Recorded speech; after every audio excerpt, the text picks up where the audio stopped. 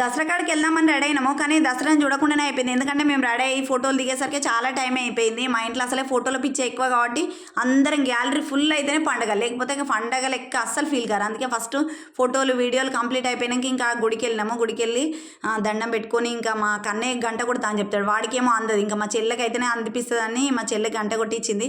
ఈరోజు మా ఊర్లో బతుకమ్మ ఆడతారు. అంటే బతుకమ్మ ఏం పెట్టరు కానీ ఒక 5 రౌండ్లు తిరిగేసి వస్తారు. ఇది మా ఊర్లో బొడ్రాయి. ఇక్కడనే దసరా చేస్తారు. దీపం ముట్టిస్తారు. అది 4 o'clock వస్తే చూద్దాము. లేట్ అయిపోయింది కదా చూడలేదు. ఇంకా ఇంటికి వచ్చినాక అందరం జమ్మి పెట్టుకొని ఇంకా అందరం బ్లెస్సింగ్స్ తీసుకున్నాము. ఫస్ట్ మా మమ్మీ డాడీకి పెట్టేసినాము. మా పిల్లలైతే మా కన్నయ్య భలే యాక్టివ్గా ఉంటాడు. అందరికి పెట్టేసిండు ఫస్ట్ వాడు. ఇంక ఇక్కడ మా చెల్లె మా డాడీ ప్రేమలు అయితే తట్టుకోలేకపోయినాము. లాస్ట్ ఇయర్ మా పాప అంతకన్నా చిన్నగా ఉంది కానీ అప్పుడు మంచిగా పెట్టింది వాళ్ళ అన్నయ్యకి జమ్మి. వాడు పెడతా అన్న పెట్టించుకుంటలేదు. ఆమె పెట్టమంటే అసలు పెడతలేదు. రోజు కాళ్ళు ముక్తుంది కానీ ఆ రోజు మస్తు సతాయించింది. ఇంకా వాడు కూడా వదిలేసిండు. లేవట్టి ఎత్తేసినా వినట్లేదు.